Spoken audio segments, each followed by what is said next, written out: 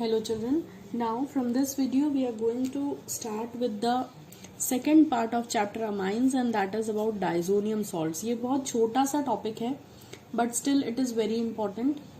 So already we have studied so many times the formula of diazonium salt but still in detail it is needed to be studied. So let us see.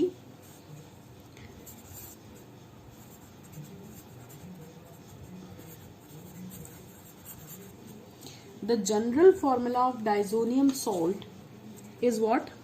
I am talking about the general formula. So the general formula of diazonium salt is Rn2 plus X minus. So usually यहाँ पर जो है हम इनके तीनों parts, इस formula में तीन पार्ट्स हैं. एक तो हो गया R. So what is R? R is either alkyl. Alkyl मतलब या तो CH3 या C2H5 so on, और the R is aryl means C6H5 so on. So usually हम aryl को C6H5 लेकर ही पढ़ते हैं. जहां पर एक चीज ध्यान देने वाली है कि R can be alkyl and aryl both. हमने डायजोनियम सॉल्ट में अल्काइल अराइल दोनों ही लिख सकते हैं by substituting R as CH3 और by C6H5. मगर ये याद रखें कि ये जो अल्काइल डायजोनियम सॉल्ट्स बनते हैं इनकी स्टेबिलिटी बहुत कम होती है. Stability is very very less. It's very very less. तो जिसके कारण हम इन्हें नहीं पढ़ेंगे. ठीक है. हमारा मेजर टॉपिक है to study when R is aromatic. तो R क्या होगा हमारा? इसेंशियली C6H5 लेकर हम इसके रिस्पेक्ट में बात करेंगे. इसको मैं आगे और एक्सप्लेन करूंगी कि क्यों हमें C6H5 ही लेना है. और एक चीज ध्यान रखिए कि ये जो आपका अल्काइल ग्रुप होगा ये इसेंशियली चाहे अल्काइल हो या एराइल हो ये इसेंशियली 1 डिग्री ही होना चाहिए. 2 डिग्री और 3 डिग्री से आप जो है बेंजीन डायजोनियम सॉल्ट्स नहीं बना सकते या डायजोनियम सॉल्ट कोई सा भी नहीं बना सकते. आइदर इट इज अल्काइल या एराइल. तो आपको जो R है वो 1 डिग्री ही लेना है. ठीक है. अपार्ट फ्रॉम दिस जो प्राइमरी एरोमेटिक अमाइंस बनाते हैं एरीन डायजोनियम सॉल्ट्स वो सिर्फ शॉर्ट टाइम के लिए स्टेबल होते हैं. ये तो स्टेबल है ही नहीं, बहुत कम स्टेबल है. और ये वाले जो C6H5 है अगर R ये भी अगर आपका बेंजीन डायजोनियम हैलाइड बनता है तो उसकी स्टेबिलिटी भी बहुत कम होती है और बहुत कम समय के लिए स्टेबल होता है. दैट टू एक सोल्यूशन में, in solution at low temperature. इसकी स्टेबिलिटी के भी कुछ कंडीशंस हैं कि ये जो है लो टेम्परेचर पर ही स्टेबल होगा. दैट टू टेम्परेचर होना चाहिए 273 टू 278 केल्विन, मतलब 0 से 5 डिग्री सेल्सियस बस. ठीक है. अब दूसरी चीज डिस्कस करते हैं कि what is this N2 plus. So this N2 plus is what? This is only is called as diazonium group. Diazonium group. ये N2 जो है N2 plus this is called as diazonium group. Okay. And ये जो X minus है usually X हम किसके लिए use करते हैं? X हम हैलोजेंस के लिए यूज करते हैं. तो यहां पर आप ध्यान दें कि X आपका हैलोजन तो होगा, क्लोरीन ब्रोमीन. ठीक है.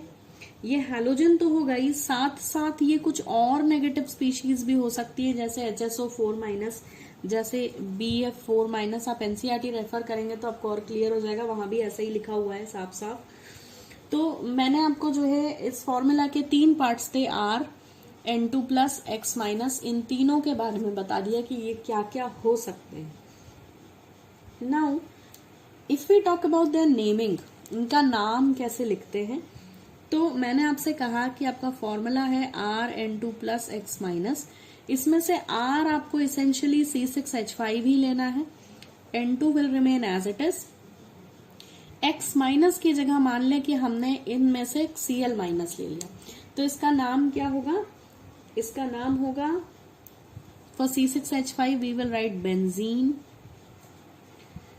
क्योंकि बेंजीन से एक हाइड्रोजन हटाकर सब कुछ जोड़ा हुआ है. तो benzene. This N2 is called as diazonium और Cl माइनस है इसीलिए क्लोराइड.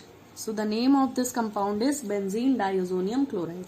एक और एग्जांपल देख लेते हैं। अगर C6H5N2+ के साथ साथ जो नेगेटिव चार्ज स्पीशीज है वो HSO4- लिखी है से सपोज, तो इसका नाम क्या होगा? तो बेंजीन डाइअजोनियम पार्ट तो सेम है, benzene diazonium part is same, HSO4- is called as hydrogen sulphate, तो इसका नाम हो जाएगा benzene diazonium hydrogen sulphate, right. ये ऐसे इसका नेमिंग करेंगे।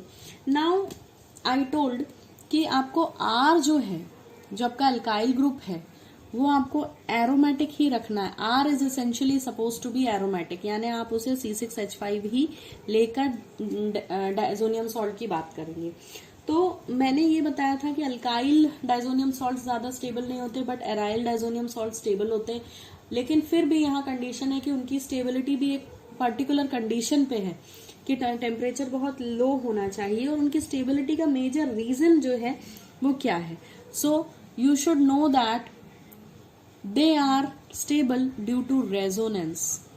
ये जो है रेजोनेंस शो करते हैं, and let us see what kind of resonating structures they form, जिससे आपको क्लियर होगा कि क्यों डाइअजोनियम सॉल्ट्स का जो एरोमेटिक फॉर्म है वो स्टेबल होता है। सो सी, ये तो रही रिंग, जो यूजुअल रिंग आप बनाते हो C6H5 में, और साथ में आपने लगा रखा है N2, दैट इज डाइएजो ग्रुप। तो नाइट्रोजन नाइट्रोजन ट्रिपल बॉन्ड होता है इसमें, ठीक है। इस नाइट्रोजन पे यहाँ प्लस चार्ज होता है, तभी हम N2+ बोलते हैं, और साथ में ये वाले नाइट्रोजन पे 2 लोन पेयर ऑफ इलेक्ट्रॉन्स होते हैं। ये हो गया आपका एक्चुअली C6H5N2+ का स्ट्रक्चर, ठीक। यहाँ पर मैंने हैलोजन नहीं लिखा क्योंकि उस हैलोजन का मकसद इस प्लस को बैलेंस करना होता है, तो we are just going to see the resonance, तो उस हैलोजन की जरूरत यहाँ नहीं है। अब इस नाइट्रोजन पे प्लस चार्ज है, प्लस होने के कारण ये क्या करेगा? यहाँ से इलेक्ट्रॉन्स को अपनी तरफ खींचेगा, और ये इलेक्ट्रॉन खींचने के कारण यहाँ पर क्या होगा? देखें, ये जो इलेक्ट्रॉन्स थे, ये पाई बॉन्ड, ये उठ के यहाँ पर पार्शियल डबल बॉन्ड बना लेगा, और इस पार्शियल डबल बॉन्ड के कारण आप ये देखो, यहां से ये जो है ये इलेक्ट्रॉन्स इधर की तरफ खिंच के जाएंगे, ठीक। और इसके कारण यहाँ पर ट्रिपल बॉन्ड टूट के डबल हो जाएगा। यहाँ पर ऑलरेडी जो है लोन पेयर ऑफ इलेक्ट्रॉन्स थे, साथ में इलेक्ट्रॉन्स इस ट्रिपल बॉन्ड के सबसे ऊपर वाले पाई बॉन्ड के शिफ्टिंग के कारण यहाँ पर एक माइनस चार्ज भी आ जाएगा। अब इस शिफ्टिंग के कारण जैसे ही यहाँ पर जो है यहां से इलेक्ट्रॉन्स मूव हो गए, तो यहाँ प्लस चार्ज डेवलप हो गया। इस प्लस के डेवलप होने के कारण ये वाला पाई बॉन्ड शिफ्ट हो जाएगा यहाँ पर, और ये जो स्ट्रक्चर है वो चेंज हो जाएगा अगले रेजोनेटिंग स्ट्रक्चर में, and it will look like this. देखें, पहले अंदर के बॉन्ड्स बना लेते हैं, तो ये वाला बॉन्ड तो अपनी जगह है, मगर जो यहाँ था वो शिफ्ट होकर यहाँ आ गया, क्योंकि यहाँ प्लस चार्ज को इसे सेटिस्फाई करना था, और जैसे ही ये यहाँ शिफ्ट हुआ, यहाँ प्लस चार्ज डेवलप होगा, क्योंकि इस कार्बन पर इलेक्ट्रॉन की डेंसिटी घट गई है शिफ्टिंग के कारण। बाकी ऊपर जो चीजें जुड़ी थी उनमें कोई चेंज नहीं है, they are as it is, उनको एज इट इज लिख लें। ये होता है आपका तीसरा रेजोनेटिंग स्ट्रक्चर, और जैसे ही यहाँ प्लस डेवलप होगा इसे सेटिस्फाई करने के लिए, ये बॉन्ड यहाँ पर शिफ्ट होने की कोशिश करेगा, और फिर आपको मिलेगा आपका चौथा resonating structure which will be like this. तो ये पाई बॉन्ड यहाँ शिफ्ट हो जाएगा ये, और जैसे ही ये पाई बॉन्ड यहाँ शिफ्ट हुआ, यहाँ प्लस चार्ज डेवलप हो जाएगा, राइट। तो ये 4 रेजोनेटिंग स्ट्रक्चर्स पॉसिबल हैं आपके डाइज़ोनियम सॉल्ट के लिए, and these are the 4 resonating structures which make it quite stable. तो आपको अगर कोई पूछता है कि क्यों जो है एरोमेटिक डाइज़ोनियम सॉल्ट जो है स्टेबल होता है, तो it is actually the resonance hybrid of these structures. So due to the resonance it is stable, and stability is subjected to a particular situation, and that is the low temperature, that is 273 to 278 Kelvin. Now in the next video we will talk about how to prepare the diazonium salt. Although it's a very small topic, and the preparation method is called as diazotization. So let us talk in the next video. Thank you for watching.